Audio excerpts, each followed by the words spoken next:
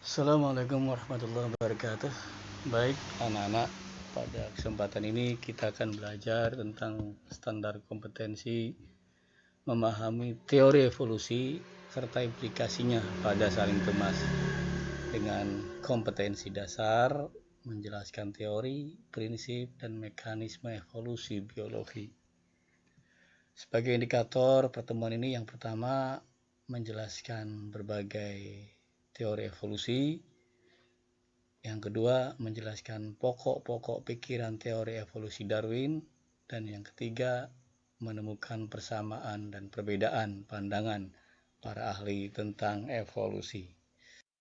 Baik anak-anak, mengkaji tentang evolusi, silahkan amati gambar pohon evolusi manusia dan gorila simpanse. Ternyata bahwa proses perubahan manusia itu terjadi secara bertahap dengan kisaran waktu yang berabad-abad, cukup lama, sehingga pada akhirnya terbentuklah makhluk hidup manusia yang paling kompleks, yang paling sempurna. Beberapa teori yang mengkaji tentang evolusi, yang pertama ada teori Lamarck, ada teori Darwin, dan yang ketiga teori evolusi Weismann. Baik, sekarang kita mengkaji tentang teori evolusi Lamarck. Dalam kajian evolusinya, Lamarck menggunakan jerapah. Bahwa menurut Lamarck, jerapah mengalami evolusi dengan tahapan-tahapan. Bahwa pada mulanya, nenek moyang jerapah itu semua mirip satu macam, seperti okapi kecil. Kemudian seiring dengan kebutuhan untuk mendapatkan makanan, yaitu daun yang semakin tinggi, maka jerapah harus memanjangkan lehernya untuk menjangkau daun. Kemudian sifat leher panjang ini nanti akan berkembang biak dan diwariskan kepada keturunannya. Keturunan ini berulang terus akan memanjangkan lehernya dalam rangka untuk mendapatkan daun, dan sifat leher yang lebih panjang ini juga akan diwariskan kepada keturunannya, terus berulang bertahap dalam waktu yang cukup lama, sehingga pada zaman sekarang jerapah berleher panjang. Dari gambaran evolusi jerapah ini, maka ada beberapa pokok pikiran dari Lamarck. Yang pertama, bahwa lingkungan mempunyai pengaruh pada ciri-ciri dan sifat-sifat yang diwariskan melalui proses adaptasi lingkungan. Ini terlihat bahwa ketika lingkungan, yaitu pohon dengan daunnya yang bertambah tinggi, maka akan mempengaruhi sifat leher jerapah yang akan terpaksa memanjangkan lehernya beradaptasi sehingga dapat menjangkau daun. Pokok pikiran kedua, bahwa ciri dan sifat yang terbentuk akan diwariskan kepada keturunannya. Di sini terlihat bahwa sifat leher jerapah yang sudah bertambah panjang karena menjangkau daun tadi, ketika berketurunan, maka anaknya akan mewarisi sifat panjang itu. Dan yang terakhir, organ yang sering digunakan akan berkembang dan tumbuh membesar, sedangkan organ yang tidak digunakan akan mengalami pemendekan atau penyusutan, bahkan akan menghilang dengan biasa kita katakan sebagai teori use and disuse. Ketika digunakan use, maka dia akan berkembang, membesar, dan ketika disuse tidak digunakan, maka organ itu akan menyusut. Terlihat bahwa jerapah-jerapah yang aktif memanjangkan lehernya untuk menjangkau daun, maka tentu lehernya akan bertambah panjang. Dapat disimpulkan bahwa secara sederhana teori Lamarck mengatakan bahwa perubahan pada suatu individu disebabkan oleh lingkungan dan bersifat diturunkan. Yang kedua, teori evolusi Darwin. Kajian teori evolusi Darwin juga masih pada jerapah. Tinjauannya berbeda dengan teori evolusi Lamarck, bahwa menurut Darwin pada awalnya memang jerapah itu sudah ada variasi. Ada yang berleher panjang dan ada yang berleher pendek. Kemudian ketika berebut makanan terjadi seleksi. Tentu saja jerapah yang berleher panjang yang cocok dengan lingkungannya, adaptif dengan lingkungannya, akan mendapatkan makanan dan bertahan hidup. Sedangkan jerapah yang berleher pendek, dia kalah dan akhirnya mati. Terus terjadi adaptasi lingkungan ini, seleksi alam ini secara bertahap dan dalam waktu yang lama, sehingga pada akhirnya seluruh jerapah yang berleher pendek akan punah dan sekarang semua jerapah yang tersisa adalah dengan leher panjang. Sehingga kita bisa menarik beberapa pokok pikiran Darwin berdasarkan gambaran evolusi leher jerapah tadi. Yang pertama, bahwa makhluk hidup itu bervariasi dan beberapa variasi sifat dapat diturunkan. Di sini dikatakan bahwa variasinya ada leher panjang, ada yang leher pendek. Kemudian juga leher panjang ini ketika dia berketurunan akan diwariskan. Yang kedua, jumlah individu yang dilahirkan lebih banyak daripada individu yang dapat bertahan hidup. Jelas, ketika berkembang biak ada variasi. Ada yang berleher panjang, ada yang berleher pendek. Tetapi ketika terjadi perebutan makanan, terjadi seleksi, maka yang pendek mati. Jadi yang hidup jelas lebih sedikit daripada yang dilahirkan. Kemudian ketiga, pokok pikiran Darwin mengatakan bahwa individu berkompetisi untuk dapat bertahan hidup. Ya, antara jerapah berleher panjang dengan berleher pendek, jelas terjadi kompetisi ini. Terjadi perebutan untuk mendapatkan makanan dengan tujuan mereka untuk bertahan hidup tentunya. Yang keempat, sifat-sifat yang diwariskan diantaranya adalah untuk dapat bertahan hidup dan bereproduksi.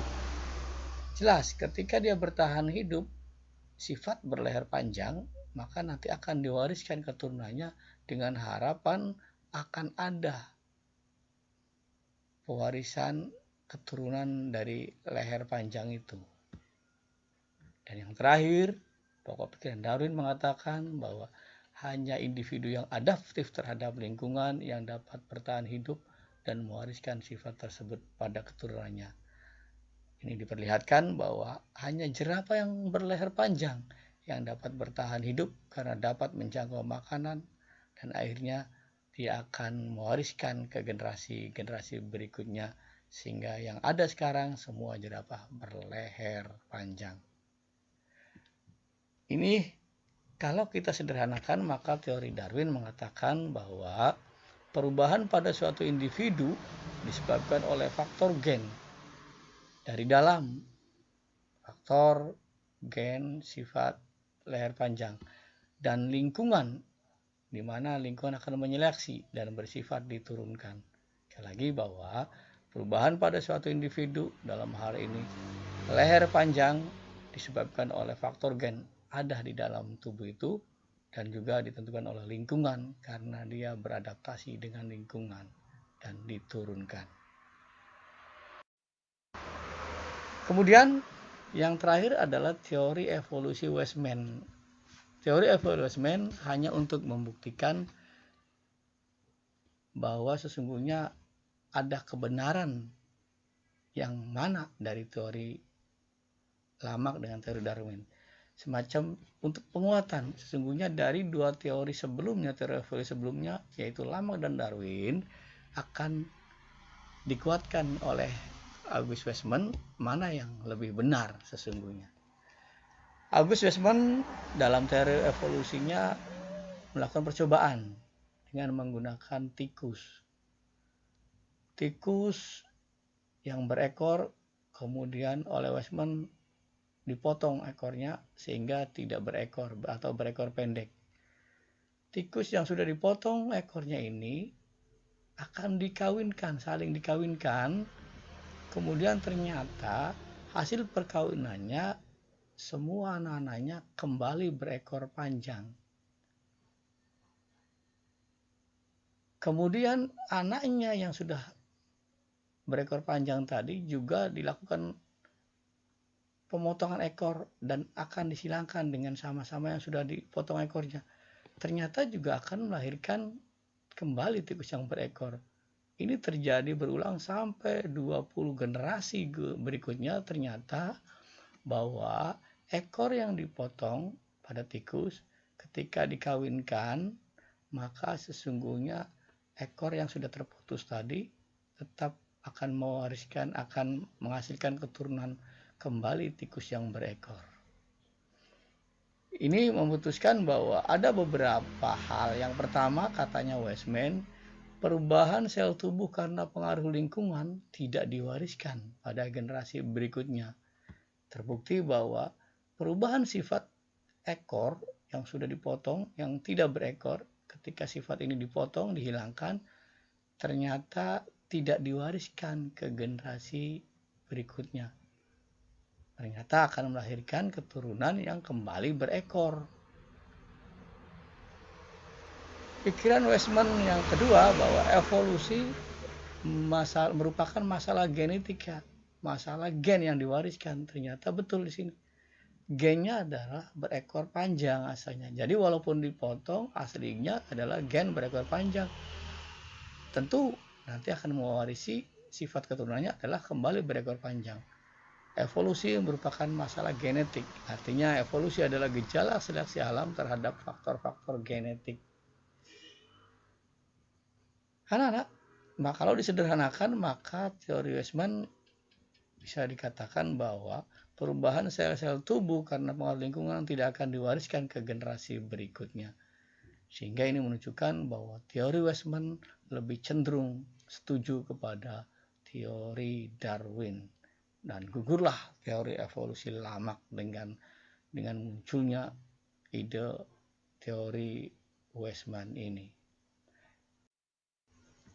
Yang terakhir, mari kita coba membedakan teori evolusi Lamarck dengan Darwin berkenaan dengan evolusi leher jerapah.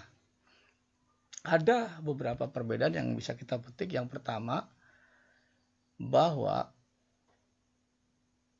pada teori menurut Lamarck bahwa pada asalnya jerapah ini tidak ada variasi, sama semua seperti okapi. Sedangkan menurut Darwin memang dari awalnya sudah ada variasi pada individu, yaitu ada yang berleher panjang dan ada yang berleher pendek. Yang kedua, menurut Lamarck bahwa terjadi use and disuse, bahwa organ tubuh leher yang digunakan maka dia akan berkembang memanjang, sedangkan leher yang tidak digunakan dia akan berkurang bahkan menyusut. Sedangkan menurut Darwin bahwa ada seleksi alam antara jerapah yang berleher pendek dan berleher panjang, di mana akhirnya yang panjang mampu beradaptasi dengan lingkungan, dapat menjangkau makanan dan bertahan hidup, berkembang biak, dan menghasilkan keturunan. Sedangkan yang berleher pendek terseleksi oleh alam, tidak dapat menjangkau makanan dan akhirnya mati dan punah. Dan yang terakhir, menurut Lamarck bahwa perubahan sifat individu karena lingkungan itu akan diwariskan. Bahwa ketika terjadi perubahan leher jerapah karena dipaksa untuk menjangkau makanannya sehingga bertambah panjang, nanti akan diwariskan. Sedangkan menurut Darwin bukan karena lingkungan sifat itu diwariskan, tetapi sifat itu ada di dalam gen dan yang beradaptasi dengan lingkungan nanti akan diwariskan ke keturunannya.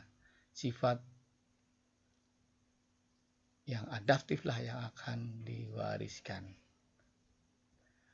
Anak, Mungkin demikian yang bisa kita sampaikan pada pertemuan ini. Terima kasih. Assalamualaikum warahmatullahi wabarakatuh.